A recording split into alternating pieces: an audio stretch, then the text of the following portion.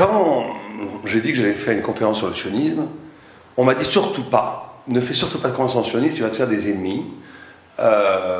C'est un sujet trop brûlant, trop chaud, fais attention.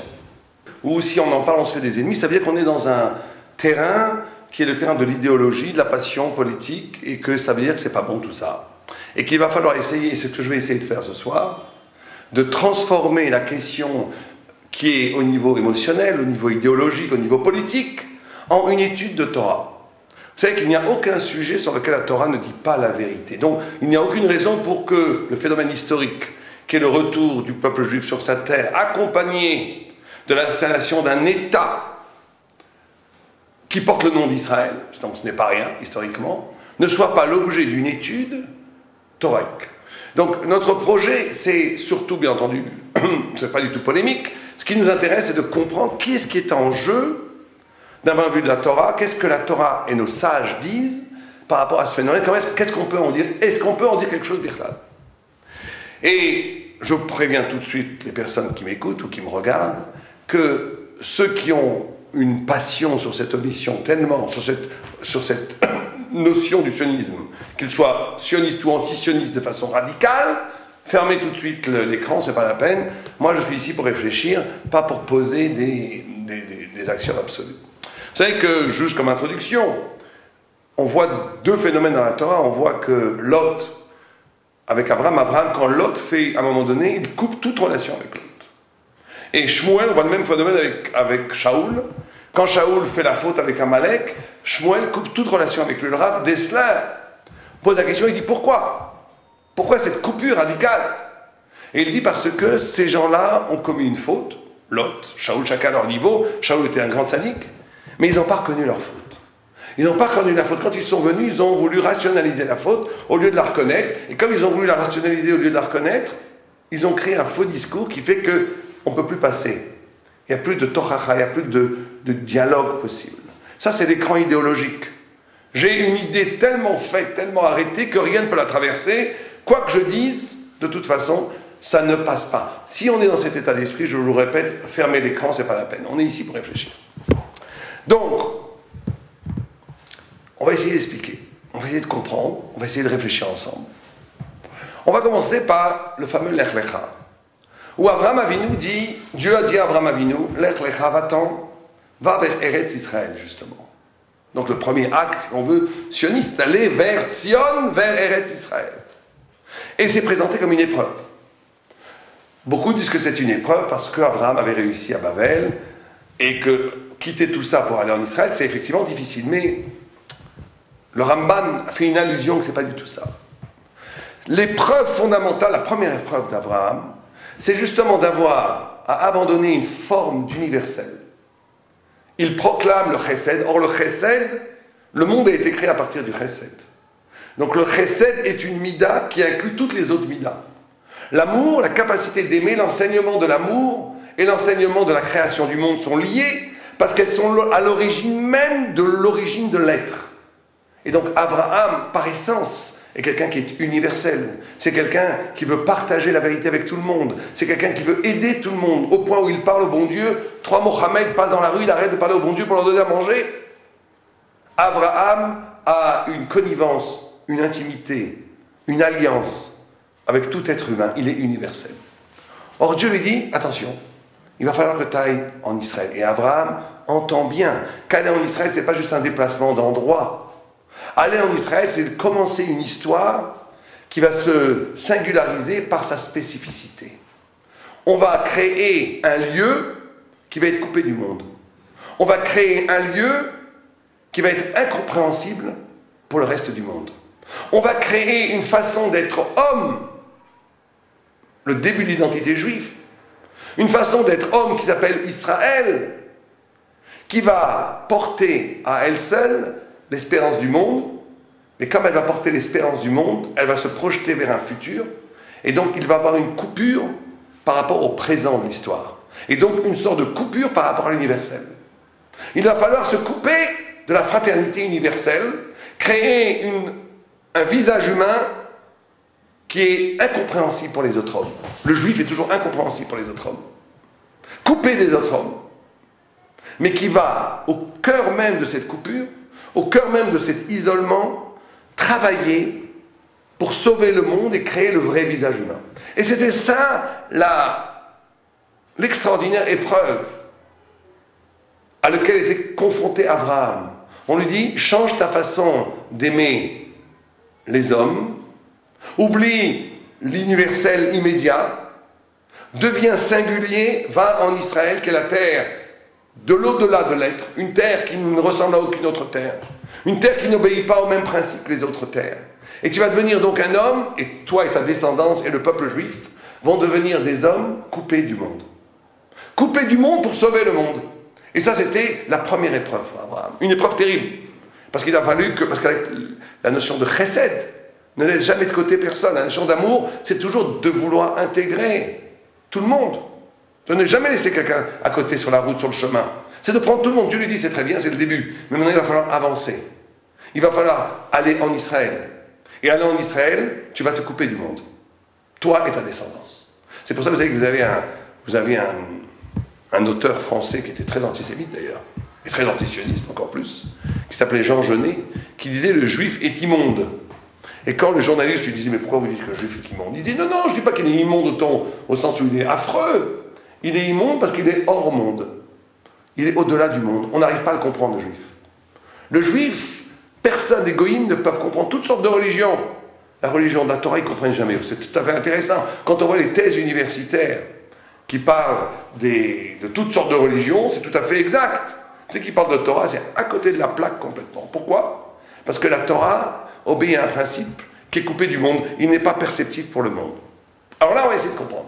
On va essayer de comprendre. Quel est le sens, le secret de cette différence originelle qui commence avec Abraham lui-même? La première épreuve d'Abraham entre Israël et les nations. Eh bien, la différence, elle est là. Vous savez que toute la pensée occidentale, toute grande pensée, obéit toujours à une problématique qui est le rapport entre ce qu'on appelle, je vais l'expliquer de façon plus simple, l'essence, l'existence, l'être, l'apparaître, l'être, l'étant, il y a toutes sortes de formules. Nous, on va le dire de façon très simple, entre la vérité et comment cette vérité va se déplacer dans l'histoire. Le peuple juif, Am Israël, est dépositaire de la vérité. Il a la vérité en soi, c'est la Torah. Il est le gardien de l'être, le gardien du vrai. L'histoire avec un grand H, l'histoire des nations, l'histoire de Napoléon, de Louis XIV, de la Première Guerre mondiale, la Deuxième Guerre mondiale, toute l'histoire, les empires, l'empire perse, l'empire babylonien, l'empire perse, l'empire grec, l'empire romain, toute l'histoire occidentale avant l'Égypte, tout ce que vous voulez, la grande histoire. En vérité, pour nous, c'est une histoire qui cherche la vérité. Mais quand on cherche la vérité, regardez, là c'est une idée profonde à laquelle il faut réfléchir. Dès que je cherche la vérité, je me trompe.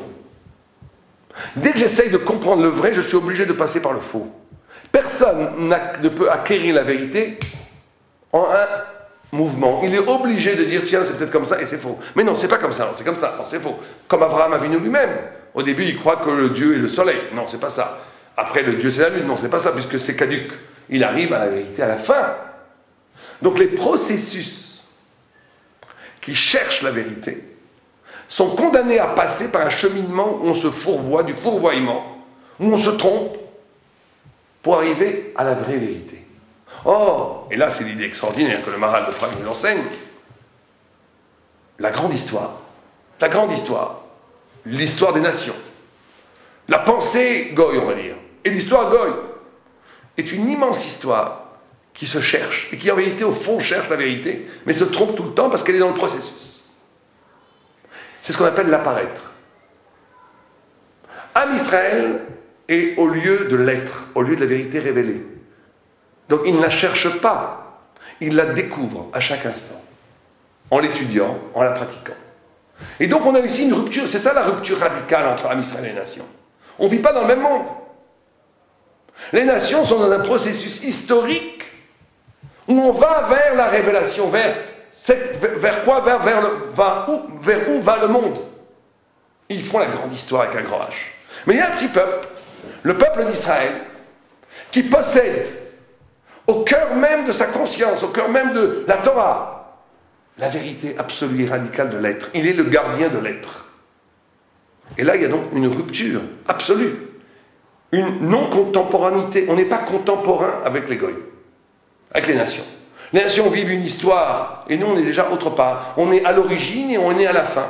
On porte en nous la mémoire de l'origine du monde et la mémoire du messianisme. On porte déjà le Messie.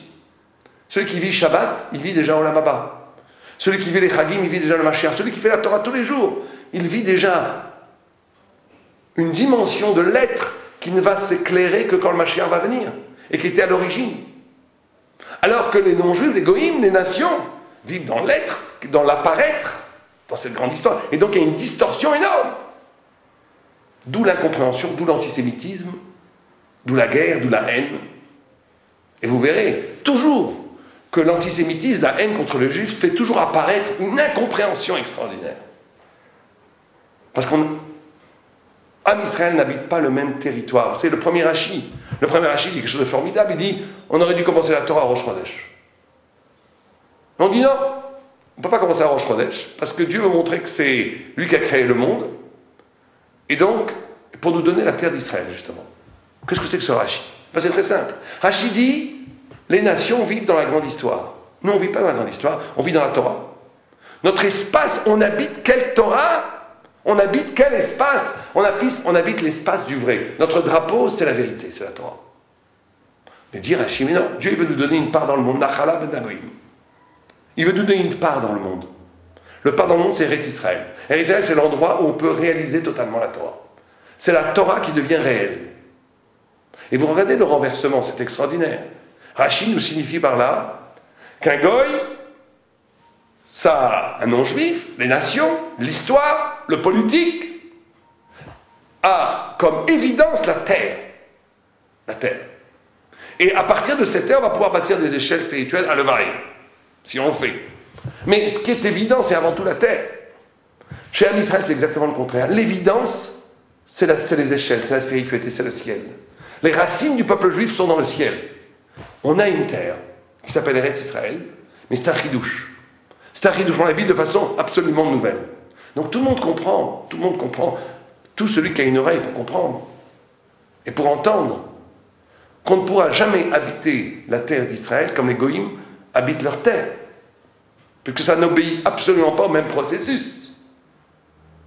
L'évidence de l'habitacle de Am Israël, c'est la vérité, c'est la Torah. Et cette Torah doit se réaliser dans la terre d'Israël. Donc, la façon d'habiter la terre est seconde par rapport à la réalisation de la Torah. Alors que chez les goïms, c'est exactement le contraire. La terre est primordiale. Et sur cette terre, après, on va bâtir toutes sortes de cultures. C'est un renversement ontologique. Or, et c'est là où on arrive à notre sujet. Si on se pose la question, qu'est-ce que c'est la galoute, l'exil, et qu'est-ce que c'est la Géoula, la rédemption, le Mashiach? Ben, c'est très simple. On pourrait presque faire une formule mathématique. On a parlé de deux histoires. L'histoire universelle, l'histoire des nations, qui obéit aux catégories du naturel. Et l'histoire d'Israël, c'est une micro-histoire qui, au cœur même des nations, vit un rythme, un temps, d'une façon qui échappe au déterminisme de l'histoire. Il y a donc deux histoires. L'histoire universelle, qui est l'histoire de l'apparaître, on va l'appeler. L'histoire du mensonge qui cherche la vérité. Voilà, on va l'appeler comme ça. Et l'histoire d'une micro-histoire d'Israël, qui, au cœur même de la grande histoire, vit une autre histoire qui n'obéit pas aux règles de l'histoire. Vous savez que c'est ça qui a permis à Am Israël, d'ailleurs, de ne pas être englouti par l'histoire.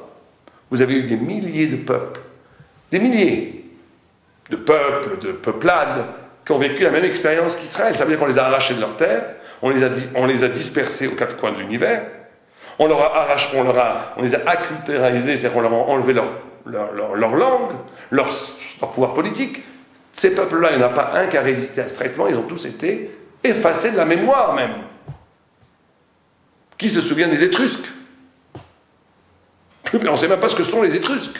Alors ils ont disparu il y a 2500 ans, ils ont existé et disparu bien après qu'Israël existait déjà. Pourquoi? Parce que leur essence, leur origine. Ce qui leur permettait d'exister, c'était la terre. L'histoire. Or, si on les arrache de la terre, ils rentrent dans une autre histoire. Le peuple juif, sa terre, c'est la Torah. La Torah est indestructible. Elle est d'ordre divin. Donc on peut nous arracher de notre terre, on peut nous empêcher de parler notre langue, on peut nous enlever le pouvoir politique, on peut nous disperser aux quatre coins de l'univers. On a tous les juifs, ensemble, ont une même patrie, la Torah. Ce qui fait que ça nous permet de traverser comme un bateau, comme un peu l'arche de Noé, toute la tempête de l'histoire. Et on est indestructible, parce que le nom d'Israël est lié au nom de la Torah, qui est lié elle-même au nom de Dieu. Et donc une sorte de scintillement d'illumination divine habite et frappe l'identité d'Israël. On est, je vous rassure, immortel. L'Iran et d'autres pays peuvent fabriquer autant de bombes atomiques qu'ils veulent, ils ne pourront jamais détruire Israël. Jamais. Parce que notre point d'attache essentiel est la Torah, qui est elle-même le nom de Dieu, donc notre point d'attache à l'éternité. Et donc on a deux histoires. Il faut bien comprendre que cette micro-histoire qui nous a permis de traverser la grande histoire, c'est pas juste qu'on s'est isolé comme une secte. Les sectes aussi, elles disent non, on va faire notre petit monde à nous, isolé de la grande histoire, mais au bout de deux ou trois décennies, ça n'existe plus. C'est balayé. C'est puéril de croire qu'on peut s'isoler de l'histoire. Israël ne peut s'isoler de l'histoire, de la grande histoire. Il ne peut créer sa propre histoire. Il ne va créer son propre rythme du temps que parce que Israël possède dans ce temps lui-même le sens de l'être, le sens de la vérité, qui est elle-même la palpitation intime qui nourrit la grande histoire. Et là, on va revenir. C'est dialectique. C'est parce que Israël possède la vérité qui est vécue dans une histoire qui n'épouse pas les formes du mensonge de l'histoire, que la grande histoire peut continuer à vivre. Si Israël disparaissait du monde, il n'y aurait même plus de grande histoire, tout s'écroulerait. Mais on voit combien Israël a alimenté la grande histoire. Sans Israël, il n'y aurait pas de christianisme, donc toute l'histoire d'Occident serait complètement différente. Il n'y aurait pas d'islam, puisque l'islam est une pâle copie de la Torah. Il n'y aurait pas de marxisme, il n'y aurait pas de freudisme, il faudrait métamorphoser le visage de toute l'histoire humaine. Donc on voit bien que l'essence de l'histoire se nourrit, que l'histoire se nourrit de son essence, qu'est la Torah elle-même. Mais il y a deux histoires. Une histoire qui obéit au rythme de Dieu, de la parole divine, c'est l'histoire du peuple juif. Celle qui se fait dans les Beth Midrash, celle qui se fait dans les synagogues, celle qui se fait dans l'héroïsme juif, des gens qui ont préféré se jeter dans le feu plutôt que trahir l'alliance. Celle qui se fait aujourd'hui dans l'héroïsme face à la pensée dominante, la pensée matérialiste, et qui dit non, il y a autre chose que la matière. C'est l'histoire indestructible. Et il y a l'histoire, la grande histoire, qui est une recherche, un chaos, qui va selon les structures de l'être, les structures de la nature. Or, on a dit qu'est-ce que c'est la Géoula et qu'est-ce que c'est la Galoute. La Galoute, justement, c'est quand ces deux dimensions, ces deux histoires sont séparées. Plus la vérité thoraïque est séparée de la grande histoire, plus la grande histoire est sourde à son origine thoraïque, plus c'est séparé, plus on est dans les ténèbres de la Galoute. Plus les deux histoires se rapprochent, plus la lumière du Messie s'illumine. Vous comprenez? On est ici dans quelque chose de fascinant, où on a, et le Maharal de Prague l'explique très bien, il dit que c'est à l'origine même du monde que c'est ça. Parce que le monde a été créé à partir de la lettre He, et la lettre He, si on fait bien attention, c'est un Dalet et un Yud. Il dit le Dalet, c'est les 4 empires, donc c'est toute l'histoire universelle. Et le Yud, c'est un Israël. Mais le monde n'existe que s'il y a les deux lettres, le Dalet et le Yud. Si on enlève le Yud, il n'y a que Dalet. Et si on enlève le Dalet, il n'y a que Yud. Or, le monde, c'est He. C'est les deux lettres. La Galoute, c'est quand il y a une distorsion entre le Dalet et le Yud. Or, les nations, dit le Maharal, veulent effacer la trace du Yud.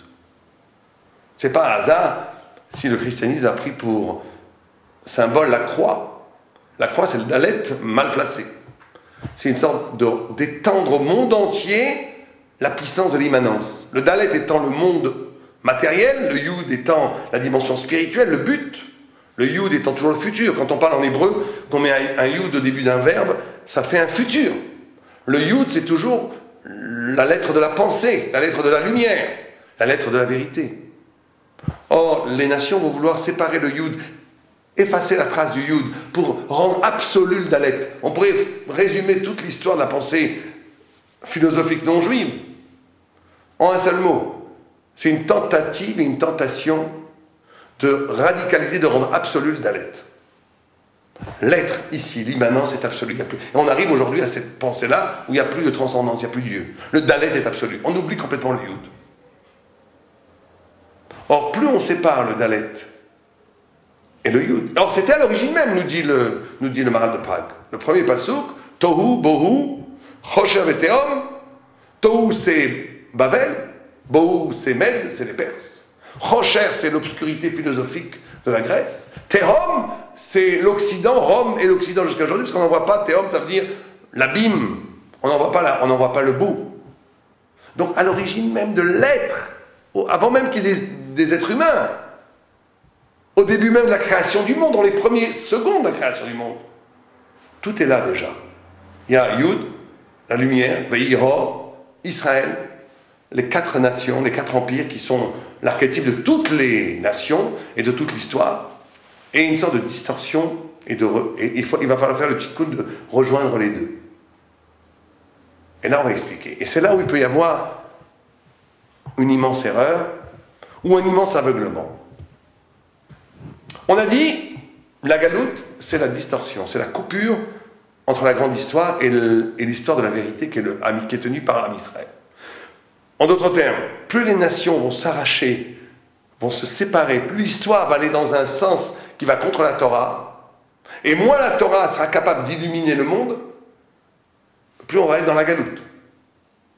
Plus les goïms vont à un moment donné se rapprocher, les nations, l'histoire va se rapprocher de la Torah. Et plus la Torah va être capable d'illuminer le monde, plus on va voir le début du Mashiach. Comme ça que ça marche. Or, certains ont voulu voir dans le sionisme le retour de Am Israël sur sa terre, mais surtout le fait que Am Israël possède un État indépendant qui porte le nom d'Israël. Eh bien, les sionistes ont dit, eh bien voilà, nous avons la rencontre entre la petite histoire et la grande histoire. La petite histoire qui était la micro-histoire, parce qu'en vérité, la micro-histoire est la grande histoire. Et la grande histoire, pour nous, est la petite histoire. Ça, c'est ce que disait Rav Dessler. On lui disait, quelle est la grande histoire? Il disait, quelle est la petite histoire? La petite histoire, c'est Napoléon. Et c'est quoi la grande histoire? Quand Abraham donne à manger aux Arabes. Comme ça disait Rav Dessler. Parce qu'il disait que la grande histoire, c'est l'histoire de l'essence, c'est la micro-histoire. Mais on l'appelle micro-histoire parce qu'elle est moins visible. Donc la micro-histoire de Am Israël, quand elle échoue dans la grande histoire, ça veut dire qu'Am Israël devient une nation, avec un pays, avec un drapeau, avec tout ce que vous voulez. Donc il va épouser les formes de la grande histoire. On est dans la Géoula. On est, pour ces vues-là, on est dans le début du Messie. Ça a une logique. On ne dit pas du tout que ça n'a pas une logique. Ça a une logique. De l'autre côté, ceux qui sont véritablement antisionistes, ils vont dire au contraire. Au contraire.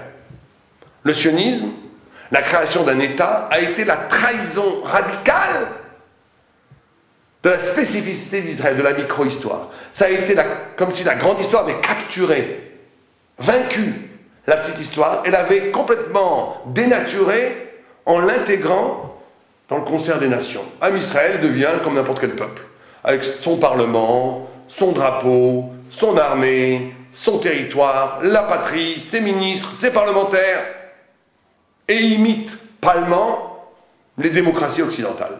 Et donc, d'après cette vue-là, on est au contraire dans une trahison radicale de la Géoula, puisqu'il n'y a pas plus grande perversion et pas plus grande rupture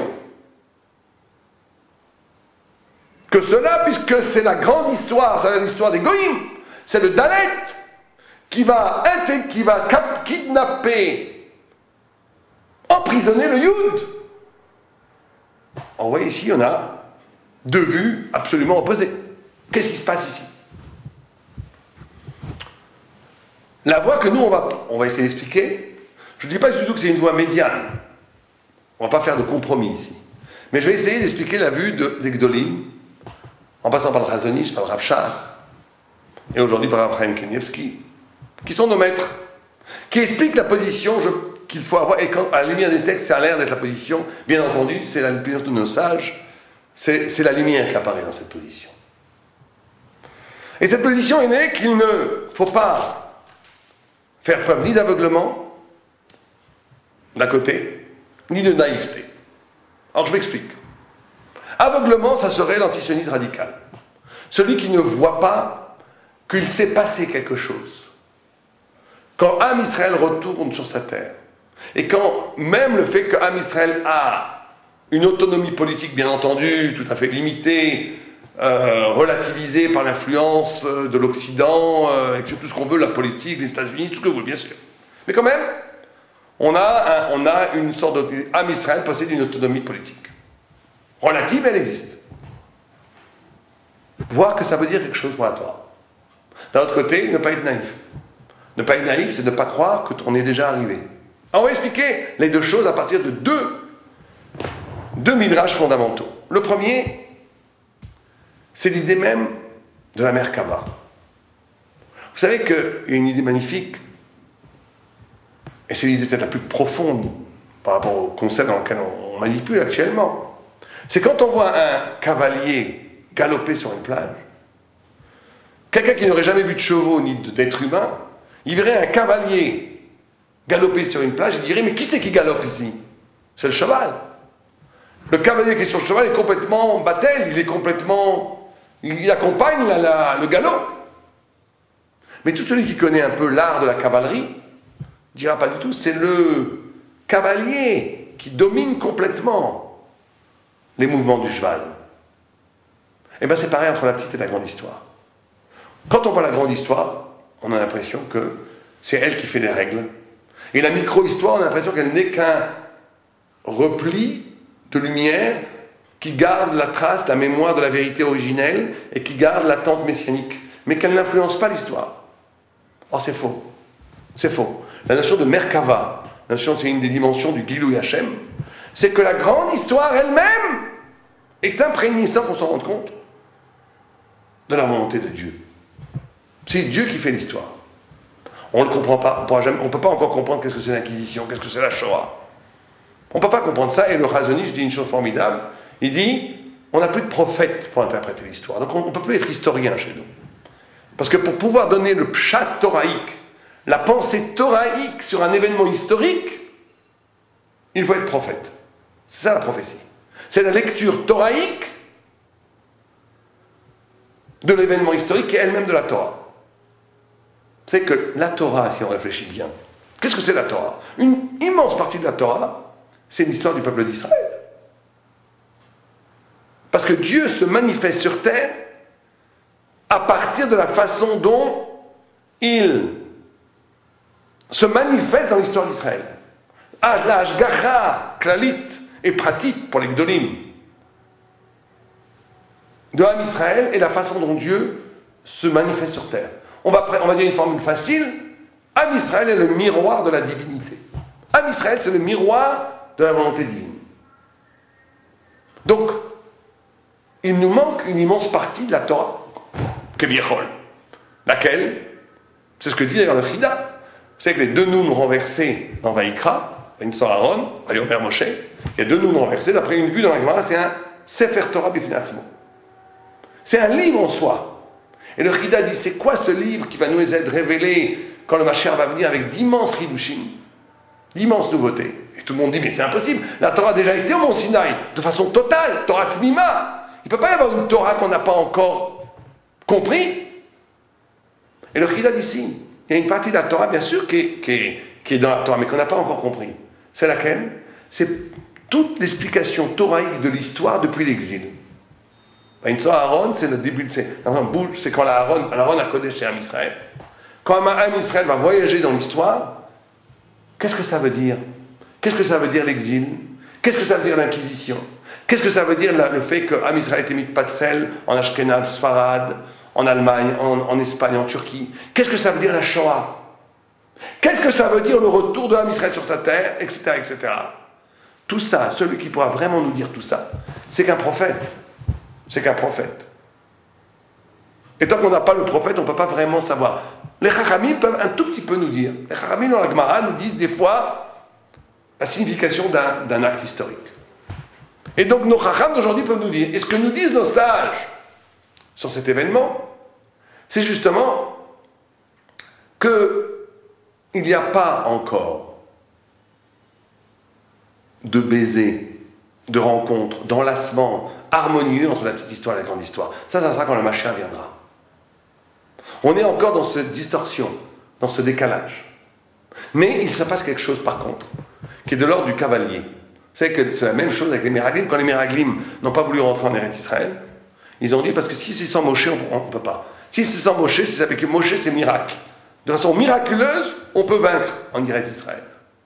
Mais avec Yeshua, c'est le monde de la nature. D'après la nature, on n'a aucune chance contre les Goïms en Eretz Israël. Ce qu'ils n'avaient pas compris, c'est que le Yud qui avait été pris, mais Sarah, le Yud miraculeux, Sarah a un enfantement miraculeux, a été mis chez Yoshua. C'est le Yud de Sarah a été projeté dans le nom de Yoshua, a été rajouté au nom de Yoshua. C'est-à-dire qu'au cœur même des processus naturels, au cœur même du processus de l'histoire naturelle, s'opère une révélation divine du miraculeux qu'on ne voit pas nécessairement, mais il y a du miracle qui s'opère. Et c'est là qu'il ne faut pas être aveugle. On peut dire, bien entendu, que les manifestations du politique en Israël sont complètement à côté de la plaque par rapport à la Torah, et il ne faut pas avoir peur de le dire. La Knesset, comme institution qui décide des lois par elle-même, est quelque chose qui bafoue l'esprit même de la Torah. La démocratie, en tant que démocratie, est quelque chose, en tant que la loi vient par le bas, c'est nous qui décidons sur la majorité, c'est quelque chose qui bafoue les lois de la Torah. La Torah, c'est la vérité qui se dit à partir des Chachamim, du Sanhadrin, de ce qu'on dit nos sages, c'est pas par rapport à l'opinion de 120 personnes qui ont été élues, qui peuvent être même traversées par toutes sortes de passions, de passions financières, politiques, de Yetzer Hara, etc. Ça n'a aucune valeur comme décision. Ça peut avoir une valeur momentanée pour organiser le pays, pour faire des conduites d'eau, des routes, des autoroutes, des avions, très bien. Mais de façon ontologique essentielle, bien entendu, que ce n'est pas du tout la façon dont la Torah doit apparaître sur la terre d'Israël. Donc on est complètement en distorsion. Il faut être aveugle pour ne pas le voir. Il faut être aveugle pour ne pas le voir. Et donc ce que disent les antisionistes radicaux, qu'il y a trahison de la Torah dans le sionisme, il y a une partie qui est tout à fait vraie. Il y a dans le sionisme la réalisation, la volonté de ressembler à la grande histoire et d'abandonner la micro-histoire qui était le génie d'Israël. Il y a une volonté de vulgarisation, de rendre le peuple juif comme les autres peuples. Et d'ailleurs, c'est écrit noir sur blanc dans les écrits de Herzl et des premiers sionistes laïcs. Et cette volonté existe. Mais d'un autre côté, si on ne voit pas le cavalier, si on ne voit pas qu'au cœur même de ce retour, si on ne voit pas le Yud de Sarah dans Yoshua, si on ne voit pas le cavalier, c'est aussi une autre forme d'aveuglement. On est obligé de voir que le fait qu'Am Israël retourne en Israël, le fait même qu'il y ait une autonomie politique, dénote un rapprochement de la grande histoire et de la petite histoire, qui est elle-même une illumination messianique.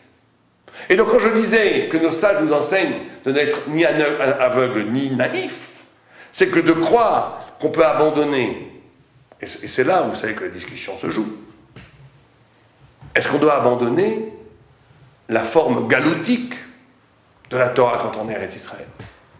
Et là, nous, on va être très clair.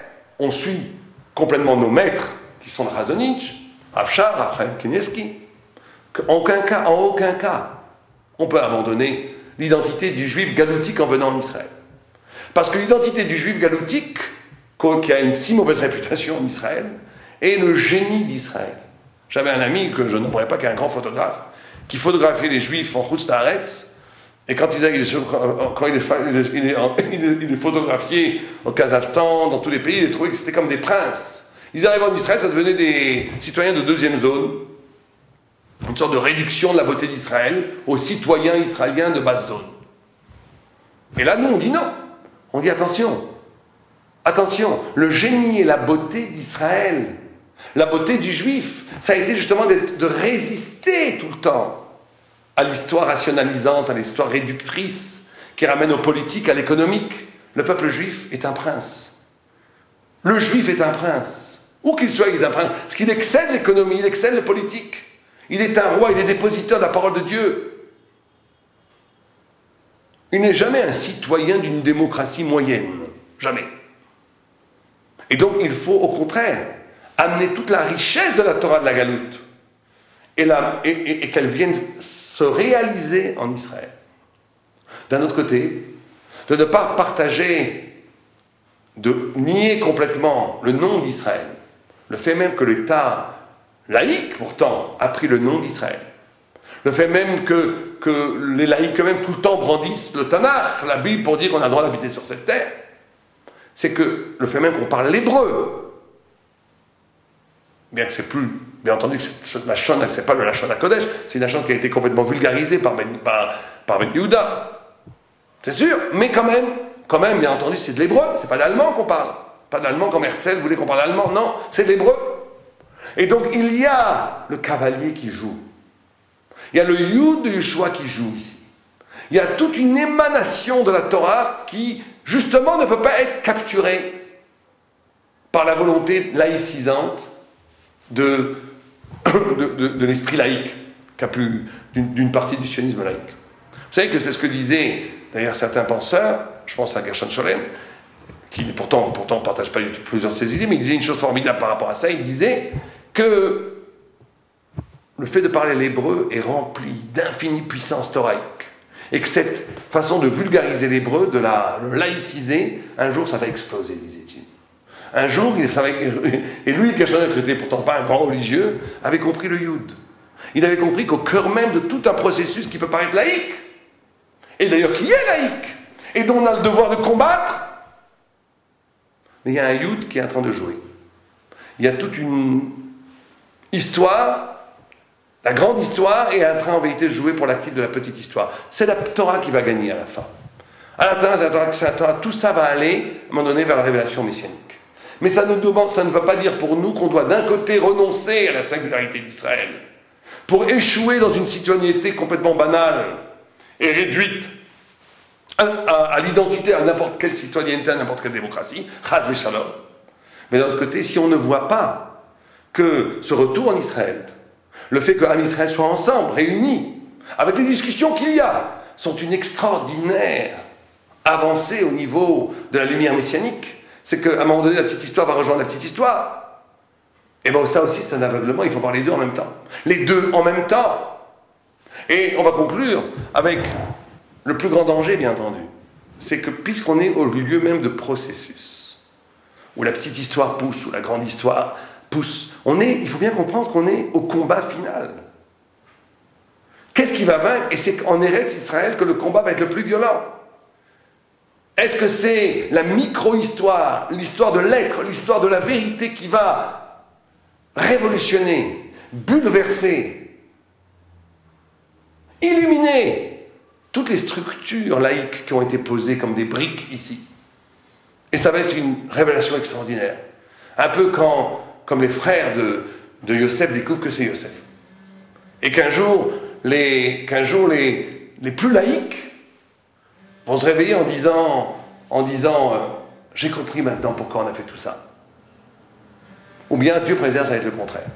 La grande histoire va venir et va réussir à complètement annuler la puissance, va complètement boucher, maquiller, déguiser, pervertir. Quelqu'un disait, on n'a pas vécu 2000 ans en Galoute, on n'a pas produit des génies en Torah, on n'a pas créé un immense savoir qui a illuminé le monde entier pour échouer à élever des poules et des vaches dans les kibboutz. C'est pas possible. Il y a autre chose qui se passe. Et c'est ces deux choses qu'il faut absolument voir. Et on va conclure en disant que ce qui est absolument fondamental, c'est que, comme on disait, quand il y a des processus comme ça, bien entendu, il y en a qui s'identifient plus à la force de la grande histoire, il y en a qui s'identifient plus à la force de la petite histoire, il y en a qui sont au milieu, il y en a qui ont les deux, il y en a qui n'en ont aucun. Mais quand il y a des processus comme ça qui sont tellement forts, ça va créer des frictions, ça va créer des confrontations. Et le grand piège, et peut-être la plus grande galoute, et le plus grand ténèbre de cette galoute, c'est si, au cœur même de cet extraordinaire combat entre les forces de l'extérieur et les forces de l'intérieur, on transforme ça par un combat idéologique, un combat qui se traduit par la haine, le refus de l'autre, l'incapacité d'écouter l'autre. C'est ce que je disais au début, ce qui nous est de façon impérative demandé, c'est de traduire ces pensées en Torah et pas en opinion politique. Parce que vous savez, l'opinion politique rend fou les gens. Quand on a une idéologie, on ne peut plus rien écouter. Quand on a une idéologie, on ne peut plus penser. On ne fait plus qu'affirmer sa croyance. C'est affreux. C'est goy d'ailleurs. Le juif a toujours été Elu ve'elu divrei Elokim chaim. Ça, il y a une phase comme ça, une phase comme ça. Il va falloir réfléchir. Il va falloir réfléchir à tout cela à partir de la Torah. À partir de la Torah elle-même. Une fois, je disais à quelqu'un, si on te dit que ton poulet n'est pas cachère, ben t'accepterais. Ton poulet n'est pas cachère. Vous savez, il y a une histoire comme ça avec Raphaël. Il avait dit à quelqu'un, à un boucher, il avait une sorte de conflit avec un voisin, et il lui a dit que t'as tort. Et le boucher a commencé à insulter le rabbin, il était furieux. Il a dit, là, je comprends pas. Hier, je t'ai rendu une vache taref. Ça a coûté beaucoup plus, ça a coûté $1000. Là, aujourd'hui, tu dis que tu as perdu ces $100. Il dit, oui, mais quand tu m'as fait perdre la vache, c'était contre moi et moi, maintenant tu me donnes tort par rapport à l'autre, c'est ça qui me rend fou. Le fait que tu possèdes contre moi, mais en faveur d'un tiers, c'est ça qui me rend fou. Ça veut dire qu'il ne faut pas avoir peur de se tromper, il ne faut pas avoir peur de réfléchir, il ne faut pas avoir peur de finaliser et de rendre plus fin notre pensée. Il faut réfléchir à partir de la Torah. Si on vous disait un jour que votre mezouza n'est pas cachère, vous la changez. Et bien si le Messie venait et il disait tout d'un coup, c'est celui-là qui avait raison, celui-là qui avait raison, et bien il ne faudrait pas avoir peur de dire, ben, c'est pas grave, celui qui a raison, c'est magnifique. On doit penser à partir de la Torah. On doit traduire cette polémique en Marloket et Shem Shamaim. C'est absolument essentiel pour qu'un Israël se retrouve. Alvaï, à nous.